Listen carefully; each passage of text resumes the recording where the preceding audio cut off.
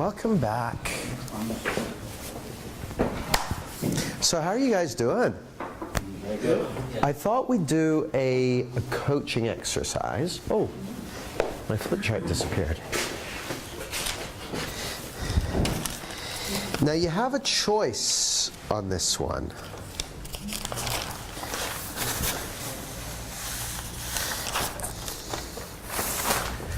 You're going to ask, what are you going to do? Groups of three. You're going to get into groups of three. And this is not about niching or anything like that. So I don't believe in niching. I don't believe there's such a thing.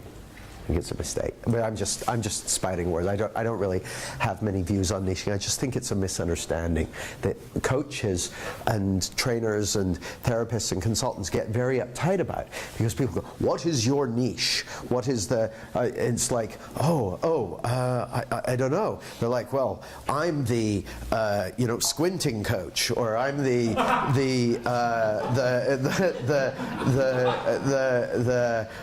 phobic of people in Halloween masks coach," or what, and they're very specific, and then I was like, and then coaches get kind of like, but so it's about me? What kind of it's all about, it makes it all about that. Well, coaches, I've often found, when it comes to anything to do with presenting themselves to clients, it's already too much about them, and then here's the next thing to make it not only about me, but it's got to be my identity, and I've got to get a special cape, and it's all a bit much. And to me, it's much more of a practical thing. It's like, who would you like to work with next? Who would you like to work with next? And it can be, see, here's the thing, like a lot of times when I ask, who would you like to work with? And I say, anybody. It's like, well, how flattering. The thing is, no one answers to anybody. They say, hey, anybody interested in some... No one answers to the name anybody. People answer to things... What people answer to is, so back to Dean and his mice, the mouse has two prime directives. Number one, get cheese. Get cheese. You don't have to convince a mouse to get cheese. They're already looking for cheese. And number two, avoid cats. Avoid cats. Well, for people, everyone's got different cheese different things that they perceive as cheese. And it's, what do they perceive as cheese? Not what do you think should be good for them. And I see lots of people, oh, well, I think what people need is this, or I think what people need is that. I think what people need is a much more healthy diet, and more greens and more broccoli. Like, you might think broccoli is great, but try selling it to a mouse. It's tough. Unless you can make broccoli look and smell and taste like cheese, you're not going to get many mouse buyers. So even though you might be convinced that mice need broccoli, so try it, it's good for you. So you want to kind of forget about what you think people should want or should have, or what they ought to have, or what would really be good for them. See, the thing about mice is they're already looking for cheese. They're already on the lookout for it. They're waiting for someone to let them know that they got some cheese. And it's the same with whoever your clients are. There's something that they're already on the lookout for. They're looking for it. It's really tough to persuade people to want something that they don't want. When was the last time you bought something you didn't want? Have you done that recently? Oh yeah, every day I go buy a bunch of shit I don't want, and then I wish I hadn't bought it because it's cluttering up my living room. No, people buy stuff that they want. And they're scanning for stuff that they want, that they're interested in. So these are the two questions. What are some of the groups that you'd like to connect with and serve? One or more. And what's a dream come true result for them that you could provide? What's their cheese? What would they be like, oh man, if I could have that, that'd be amazing. You guys have all gone like, Jamie, you bastard. We were having so much fun until now. Now here's the thing. So you're going to do this in groups of 3. And one of you is going to be a coach, one of you is going to be a client, and one of you is going to be an observer. At any point, the observer can go pause and ask where you were headed with that question or where you went with it. Or if you see either the coach, if you see the coach going up into their head, you can hit pause and just allow them to reestablish connection. You're going to use this as a coaching exercise and also just to kind of flush out. Like, now at first, so I asked Mark, well, who's a group you'd like to work with? Who's a group you'd like to serve? You know what he said? Oh, I don't know. I don't know. I've been asking myself, I don't know. I don't know. I bet at least one of the people in your group's going to say, oh, I don't know, I don't know. And it'll be a very well-rehearsed story because that's the conversation they've been having in their head. So you can just ignore that and go, oh yeah, I know, but what are some of your ideas? What are some of your ideas? Just settle them down, because the fact is, the very fact that you're here means that you've got people you want to serve, you've got stuff you want to do, there's people that you have more of an affinity for than other people. These are already things that are within your consciousness. So you can relax and just play with it and have some fun with it. Or not, you can make it like drawing teeth if you want, but I'd propose having fun with it. It doesn't cost any extra. Does that make sense? Yeah.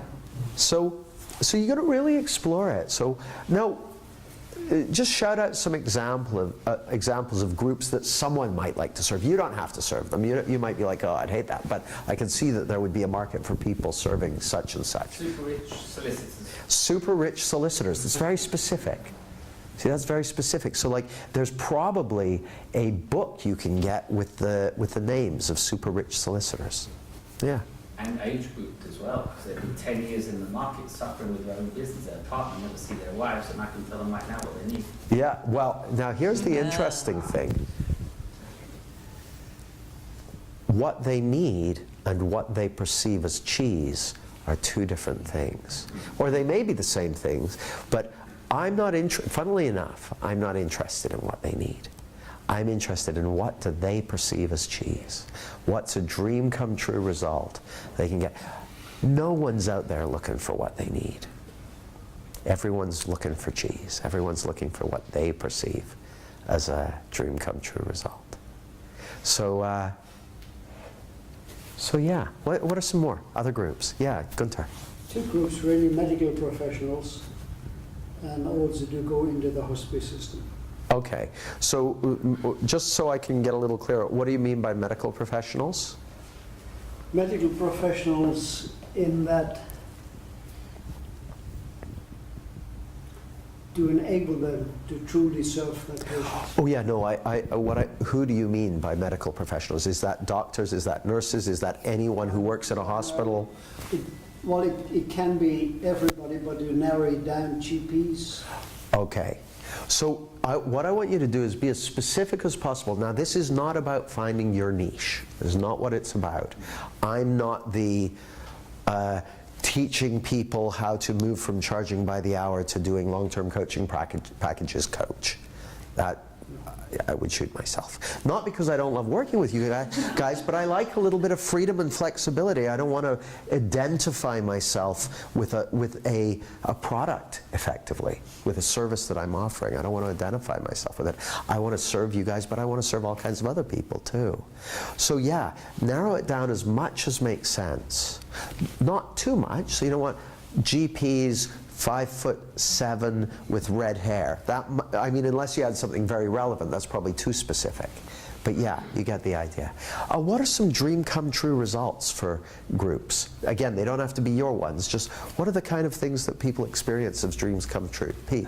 Make more sales, but enjoy the work at the same time. Yeah, make more, sell more. For it to be a dream come true, it might even be a specific amount. Yeah, like double or 20% more, or something like that. Yeah, for sure. What else? Make more profit in less time. Maybe specific amount more profit in less time. But yeah. Score more goals. Score more goals. Yeah. What else? Gamblers who win more. Now that is a starving market. All right, you get the idea. So I want you to talk about it. Talk about the possible groups. And here's the thing. I'm not going to make you buy advertising space for these groups tonight, so you can just play with this. Just play with it and find out. And I want you to find out the people that you're working with, the person that you're coaching. I want you to find out about their dream come true result, what that would look like, what that would sound like, what that would feel like, what about it would appeal to the person. Just to have this experience of getting specific about it. You don't have to run with it. You don't have to go with it. You're just going to have the experience. Okay? Now, here's the thing. Often people look at this kind of situation from their own perspective. But I want you to put yourself in the client's shoes. What do they perceive as a great result? What's cheese to them? Not what's cheese to you. What's cheese to them? Got it? Okay, get into groups of 3. Take 10 minutes each, and then I'll see you back here.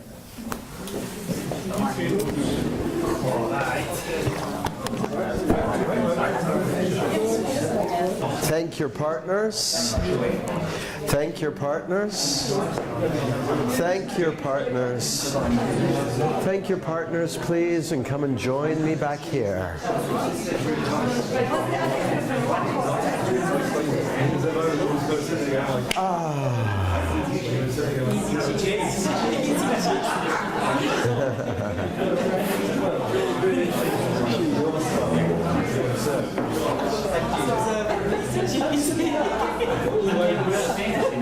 Welcome back, you cheese-loving folk.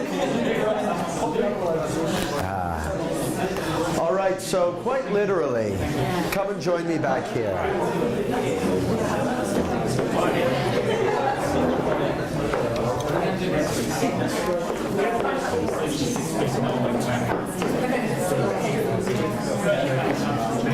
All right.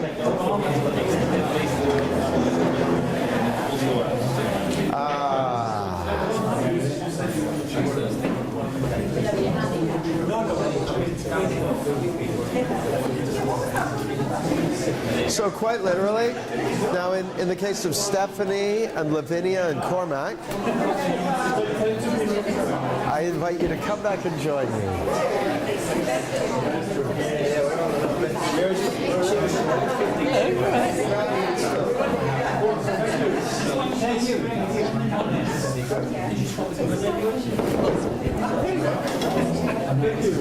All right.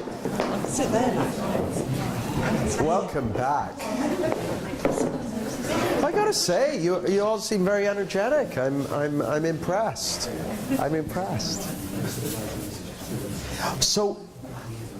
So I'd love to hear, what are some of the things you discovered in this exercise? And the first thing I'd like to hear about, what was it like listening to people talk about this? Did the person you were coaching, did they get insecure and all up in their head and did that happen at any point? Yeah. Amazing. A little bit? Yeah. That's okay. That's okay. That'll happen when you're coaching people. When you were being coached, did you get up in your head or all kind of freaked out? That can sometimes happen too. That's okay. It's just thought that comes with a feeling to let you know what kind of thought it is. But going back to the very first exercise we did, it was yesterday, far less. Yeah. Far less. It's much easier saying that. Oh, yeah, sorry, yeah, microphone. So comparing to the first exercise, when we measured that connection, I found this time it was far more just the flow. It just happened much easier because Isn't that people were just... great? Yeah. Who else found it just so much more easy to connect now? Yeah. Yeah, good. Good for you. What are some of the groups that you'd love to connect with and serve? I'd just love to hear some of these. Yeah, Andreas. Well, one is highly paid sports professionals. Any particular sport? NHL, NBA. Not really particular sports. Tour golfers would be fine, but just I love sports. So that's a passion, and I'd love to work with with athletes. I have a track record of working with athletes, helping them go from 25 nationally to be national champions. I've helped a few of them do that. So I have a track record of being able to help people with that. I just don't know right now where I'd find the people who'd be the connections. But that's not. I know. What's cheese to them? Oh, what do they perceive as cheese? Better sports performance, better scores, and feeling good. Kind of the peace of mind, feeling good while they're performing their sports and privately. Right. Like having peace of mind. And I was up in my head, I don't know the ways of getting it. And during the conversation I realized, I'll find the ways, no worries. Now let me check, because you started using the term peace of mind, and you may be right. I want you to do a quick sanity check. Is the conversation that's going on in their heads, you know these guys, are they saying to themselves, I wish I could find some peace of mind? No. No, I didn't think it was, because it doesn't sound like the sports people I've talked to. Yeah, enjoy the game and... Yeah. Now, remember, it's their cheese, not what you think they need. Have broccoli. Not broccoli. But enjoy the game and less stress. Less pressure. Pressure is a sport word. Who can draw broccoli? It's a tree. It is. It's sort of like that. It's not blue though. It's like that. And it's got like a.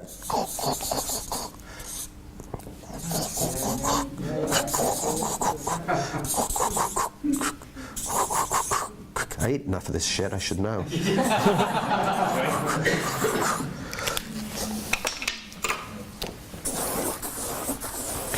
Eat it. It's good for you. No broccoli. No broccoli. No one's looking for broccoli. Broccoli. Yeah. Better results, enjoy the game, and less pressure. Pressure. Yeah, now pressure, I hear them say that. Pressure. That's what I realized as well. Pressure. No broccoli. Cheese. Less pressure. I can imagine that being cheese to sports people. Cheese, not broccoli. Yeah, beautiful. Beautiful. What else? Who else has got a target? Cormac. Thank you. Vinny was coaching me, and where I don't have a practice outside of work at the moment, so I was very vague on this, and I really didn't know what to say.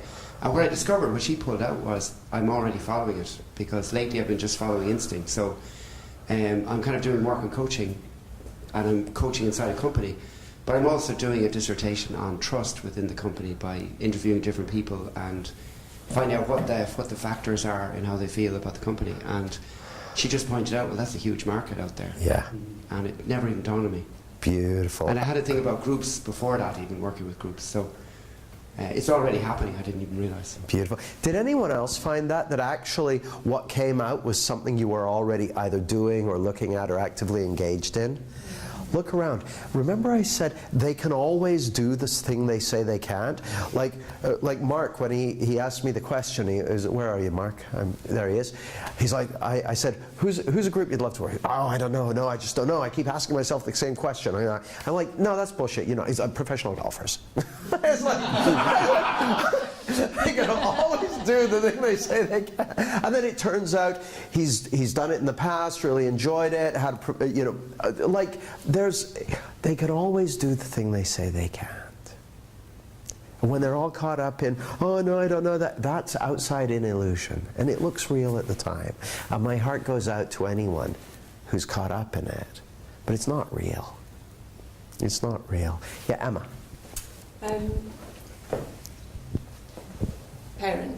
Parents. Any parents, because we've all got parents. I'm guessing. Right. Oh, no, go on. Well, I'm guessing it's just not anyone who has had a child at any point, though maybe it is. I'd say it's nearly all parents, but especially the neurotic ones. Neurotic, okay. With children of any age? Adult children? No.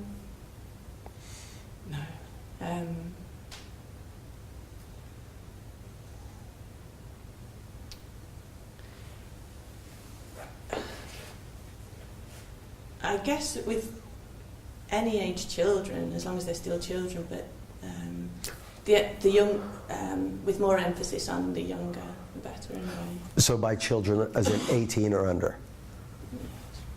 16 maybe. Okay, okay. But do you but see, the younger the better. I'm just trying to be clear, because again, it's not about being ultra super specific. It's just about knowing who you're speaking to and who you're not speaking to, who you want to talk to and who you don't. And what's the dream come true result for them? This is my favorite flip chart of the whole weekend. Yeah. So their cheese, I finally got to, is, which isn't the way I look at it, but their cheese is how best they can equip their children to thrive. Number one, and then stuff around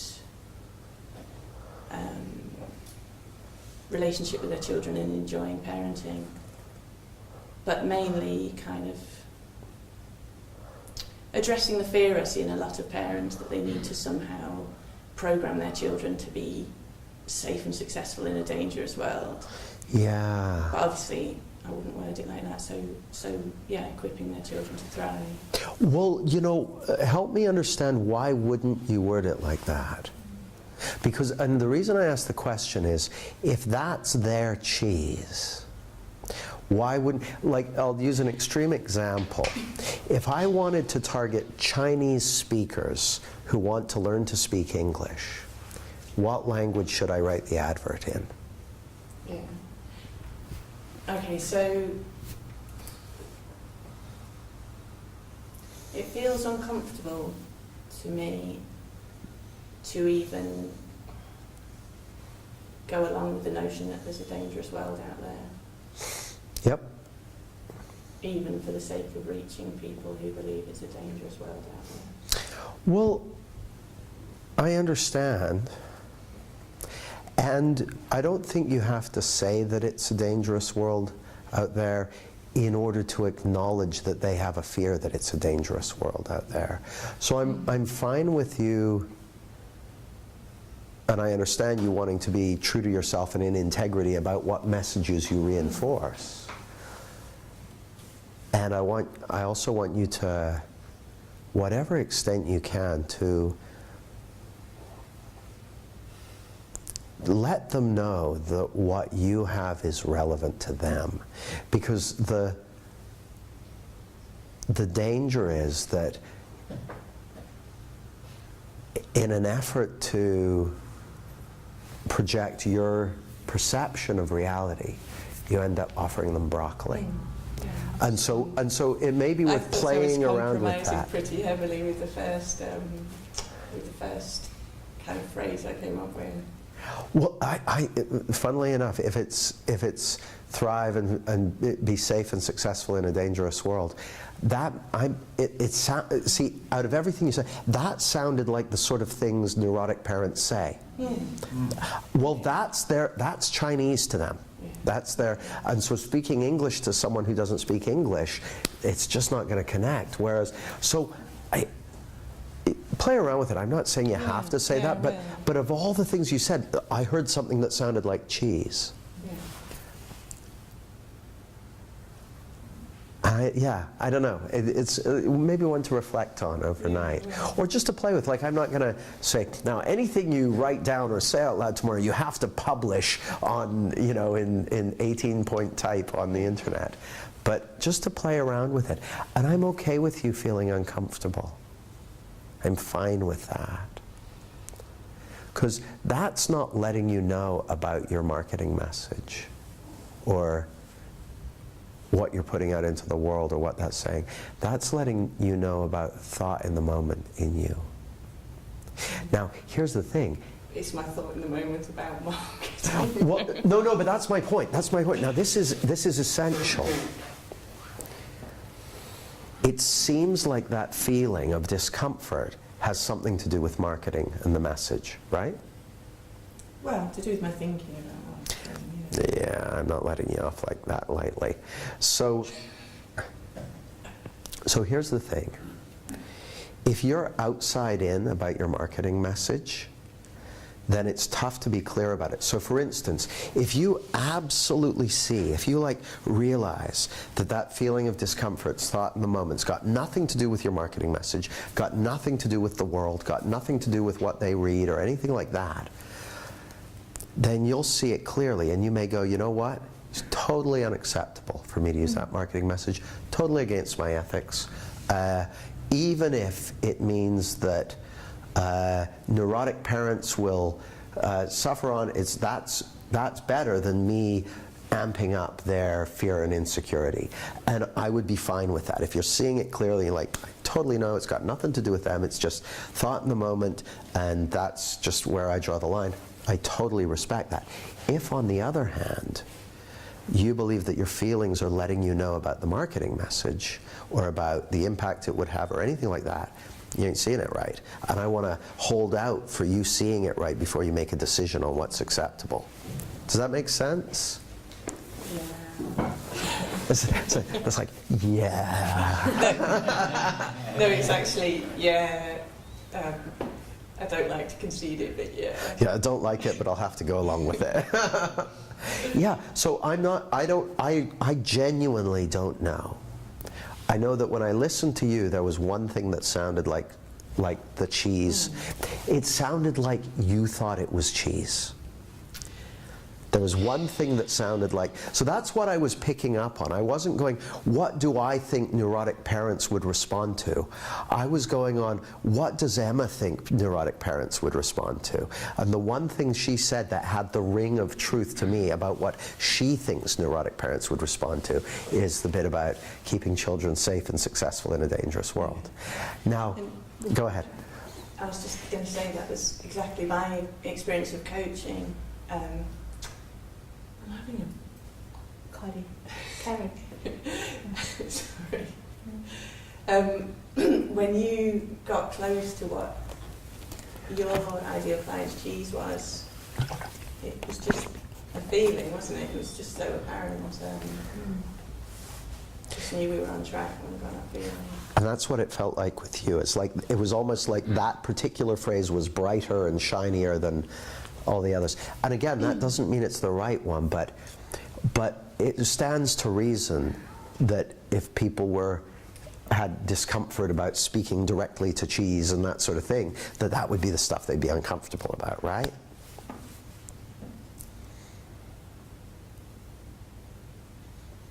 See, I'm not that great at marketing, but I'm pretty good at knowing what's cheese to the people who I want to work with.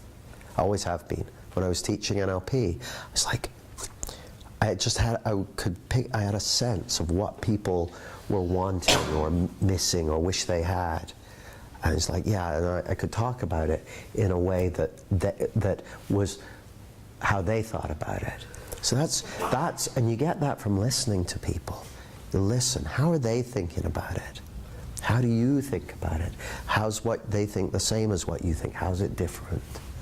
And then often it's those things that you go, oh, that's a bit strong, because it's cheese to them.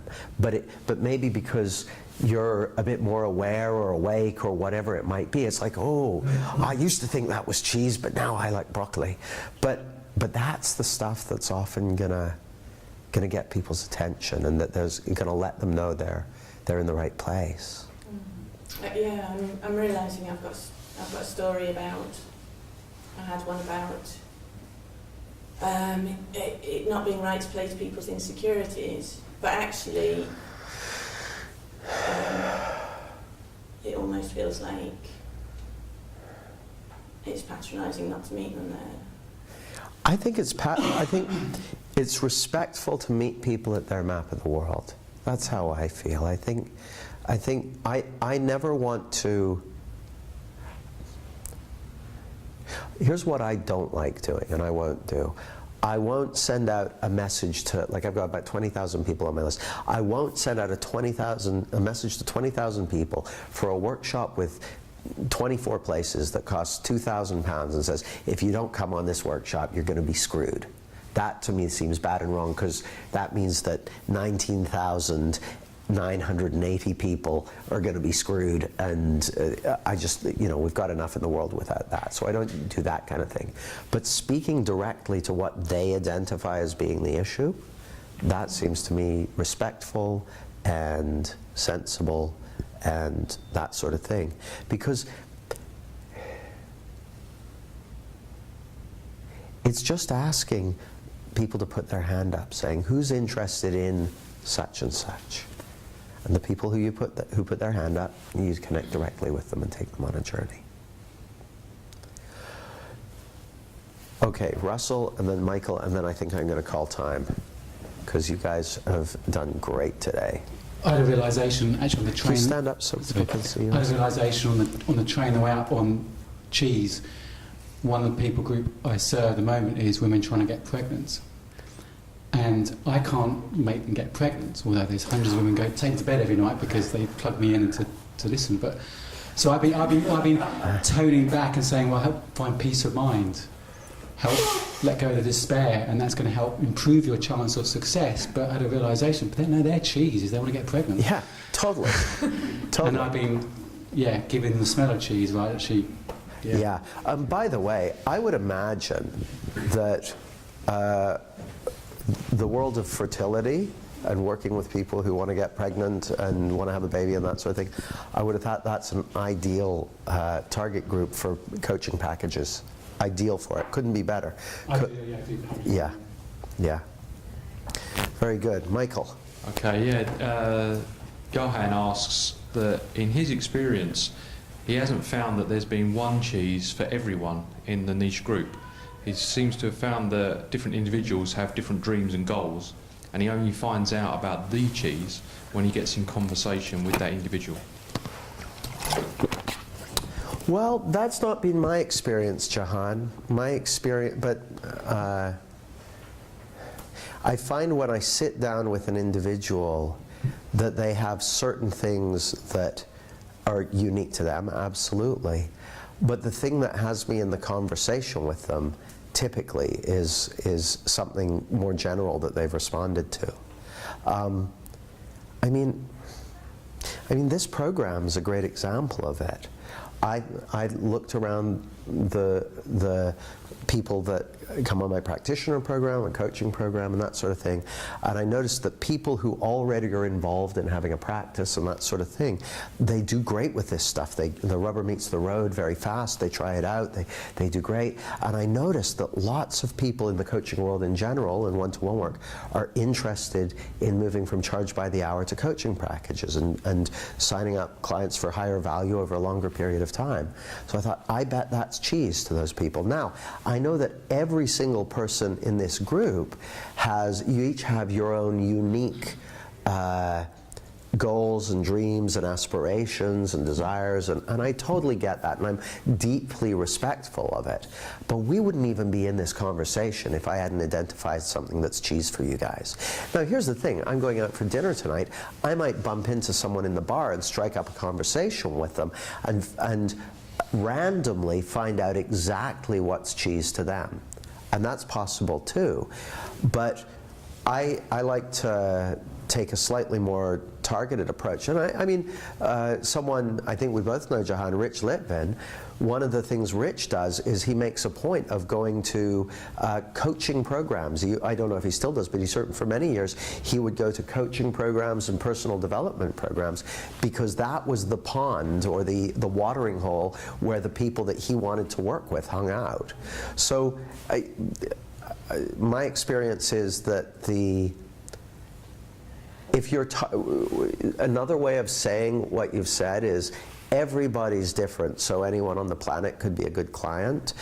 But if it's anybody in the planet, then you need to subdivide it with who's going to pay my fee, and then it's back to being about you.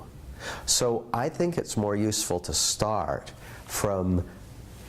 by having a smaller group than everyone on the planet, and maybe even a smaller group than everyone on the planet who could afford me, because it allows you to shape your message in a way that's relevant for them. Otherwise, you're just going random, saying, okay, well, I'll meet people in Starbucks or in the bar or wherever, and I'll have a chat with them, and maybe it'll work out. But if you want to, I think if you want to be a little more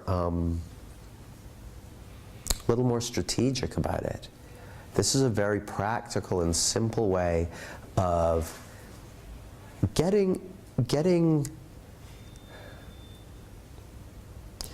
clear about and giving some time and attention to.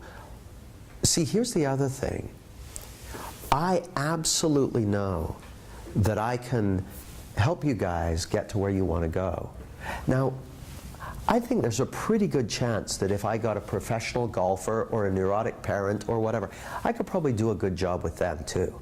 But I totally fucking know I can do a good job with you guys, because I've got a whole bunch of personal experience of this world. I've worked with a whole bunch of other people on making that transition. So I've got a whole bunch of credibility and personal track record in this domain that I wouldn't necessarily bring to some of those other domains.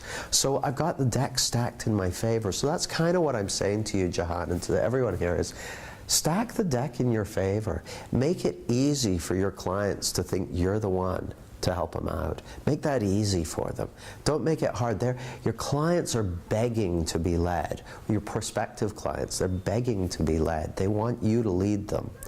And if you don't put something out there and say, here's something to help you out, then what you're really saying is, you lead me. Come and tell me what you want and I'll help you get it. You lead me. Well, no one's looking really to hire a coach so they can lead them. No one wants to hire you so they can lead you. They want to hire you because they believe you can lead them. And I think that means getting clear on what it is you have to contribute to their life. And doing a bit of the pre-work yourself to help shape what you can bring in a way that makes sense to them. Now, that's how I see it. But I'm happy to take alternative views on this. Any other questions? All right, guys. Thank you all for your attention. You've done great today. Thanks to all of you live streaming from around the world. And hats off to Jahan. If you've stayed up all night for this, you're a legend. And yeah. See you tomorrow.